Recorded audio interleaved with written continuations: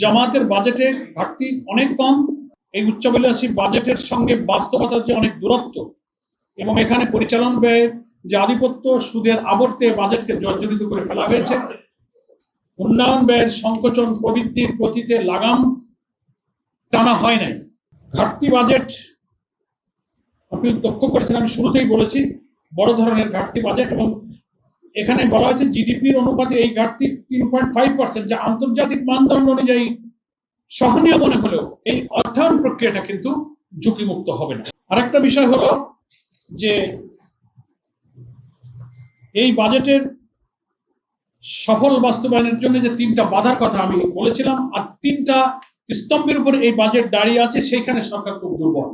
NBR এর কর আহরণ সক্ষমতা, লক্ষ্যমাত্রা অনুযায়ী রাজস্ব আদায় করা, অথচ আমাদের যে কর অ্যাডমিনিস্ট্রেশন এনবিআর এর দুর্নীতিমুক্ত কর প্রশাসনিক ব্যবস্থা কিন্তু এখানে নেই, অথচ এই ভিত্তির উপরে কিন্তু বাজেট বাস্তবায়ন দাঁড়িয়ে থাকে। মূল্যস্ফীতি নিয়ন্ত্রণ, যেটা সাধারণ মানুষের ক্রয় ক্ষমতা স্বাভাবিক রাখতে হয়, সেটাও কিন্তু এই সরকার পারছে না। ঋণ ম্যানেজমেন্ট, দেশীয় ও বৈশ্বিক ঋণের সুদের চাপ সামলাতে হবে, সেটাও সরকার কিন্তু ব্যর্থ হবে। এবং জামাত ইসলামের সেই ছায়া বাজেটের সঙ্গে দু একটা তুলনামূলক আমি স্ট্যাটিস্টিক্স দিচ্ছি। 9,38 কোটি টাকা যে ব্যয়ের বাজেট, সেখানে আমরা জামাত ইসলামী দিয়েছিলাম 8,39,505 কোটি টাকার বাজেট। রাজস্ব লক্ষ্যমাত্রা সরকারের 7,01,150 কোটি টাকা, আমরা বলেছিলাম 6,65,926 কোটি টাকা। জামাতের রাজস্ব আদায়ের চেয়ে সরকার 35,000 কোটি টাকার মতো বেশি ধরেছে, কিন্তু এটা আদায় করা তাদের পক্ষে অসম্ভব হবে। জামাতের লক্ষ্যের চেয়ে সরকারের লক্ষ্য আরো উচ্চাভিলাষী, যদিও জামাত কর কাঠামো সংস্কারের কথা বলেছে। বাজেট ঘাটতি যে 2,36,450 কোটি টাকা, আর আমাদের জামাতের প্রস্তাবিত বাজেট ঘাটতি হচ্ছে 1,68,329 কোটি টাকা। জামাতের বাজেটে ঘাটতি অনেক কম, জিডিপি 2.43%, যেখানে সরকারের হচ্ছে 3.5%। সম্মানিত সাংবাদিক বন্ধুগণ, বাজেট দর্শনের ব্যাপারে সরকারি বাজেট ও জামাতের ছায়া বাজেটের মধ্যে কেবল সংখ্যার পার্থক্য নয়, বরং অর্থনৈতিক দর্শন ও বাস্তবায়ন কৌশলে বড় ধরনের বৈপরীত্য আছে। এক্সট্রিম মশার কয়েল প্ল্যান্ট ফাইবার দিয়ে তৈরি, ডেঙ্গু, চিকুনগুনিয়া বাহি সহ যে কোনো মশার বিরুদ্ধে দেয় এক্সট্রিম সুরক্ষা। তার মধ্যে একটা, যেটা আমি শুরুতে বলেছিলাম, যে অর্থ বছরের পরিবর্তনের প্রস্তাব আমাদের আমির জামাত রেখেছেন।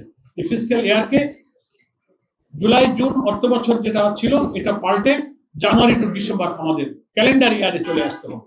কর আদায় পদ্ধতি এবং করদাতাদের স্বস্তির জন্য গভর্নমেন্ট কিন্তু প্রস্তাব সেই 3,75,000 টাকার আয়কে কর সীমার মধ্যে রেখেছেন, আর আমরা জামাত ইসলামী বলেছি 4,50,000 টাকাকে আয়ের কর সীমা পর্যন্ত নেওয়া। পরবর্তী বছরে আমরা 5 লাখ টাকাকে আমরা করযোগ্য আয়ের সীমা পর্যন্ত নিয়ে যাওয়ার প্রস্তাব দিয়েছি। ব্যয়ের অগ্রাধিকার ও খাত ভিত্তিক বরাদ্দ আমরা সেখানে ডিটেলস বলেছি। করমুক্ত আর কি, করমুক্ত আয়ের সীমা। তো আমি কথা আর বাড়াতে চাই না, সংক্ষেপে বলতে চাই যে জামাত ইসলামের ছায়া বাজেটটা মূলত একটা জনকল্যাণমুখী সংস্কারপন্থী রূপরেখা দেওয়ার চেষ্টা করেছে। সরকারের বাজেটের তুলনায় এটা কম ঘাটতি এবং কম বৈদেশিক ঋণ নির্ভর। তো এর মূল চ্যালেঞ্জগুলো মোকাবেলা করে যদি এই অধিবেশনে বাজেটের আলোচনার সুযোগ দিয়ে বিরোধী দলের যে সমস্ত বাজেটের সুযোগ থাকবে, কাটমাশন থাকবে, বাজেট আলোচনা থাকবে, বিভিন্ন প্রস্তাবনার সংশোধন গ্রহণ করে সরকার যদি সেই বাজেট প্রস্তাবনাকে সংশোধন করে, এবং ব্যাংকিং সেক্টরে যে নৈরাজ্য এক্ষুনি শুরু করেছে, অনেকগুলো ব্যাংক 5টা ব্যাংককে মার্জ করে দিয়েছে, ব্যাংক রেগুলেশন আইন করে লুটপাট করে কালো টাকা, বিদেশে অর্থ পাচার করা, জনগণের টাকা লুটপাট করে নেওয়া, জোর করে সরকারের গোয়েন্দা সংস্থাকে কাজে লাগিয়ে কিছু লোকের হাতে হাজার হাজার কোটি টাকা, লক্ষ কোটি টাকা তারা দিয়ে আওয়ামী লীগ যে ফ্যাসিবাদী রাস্তা দেখিয়ে গিয়েছিল, এখন বিএনপি সরকার সেই রাস্তায় হাঁটছে। ঠিক আছে, এস আলম সাহেব লুটপাট করে গিয়েছে, তো এখন আমরাও এস আলমের ঘাড়ে ভর করে তার এই ইসলামী ব্যাংকটা প্রায় 80% শেয়ার বোধহয় সে জোরদাবস্ত করে তার দখলে রাখছে।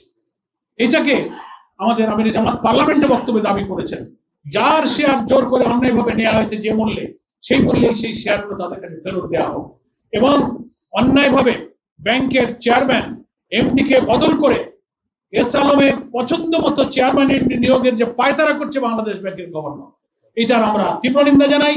এবং এই ব্যাংক কাঠামো, এই নৈরাজ্যপূর্ণ অবস্থায় যদি এই বাজেট পাস হয়, তাহলে বাংলাদেশের শুধু ব্যাংক নয়, গোটা অর্থনীতি, আমাদের আমিরি জামাতের ভাষায় বলবো, পার্লামেন্টে বলেছেন, মাটির সাথে দেশের অর্থনীতি মিশে যাবে। বেকারত্ব দূর হবে না, কর্মসংস্থান হবে না,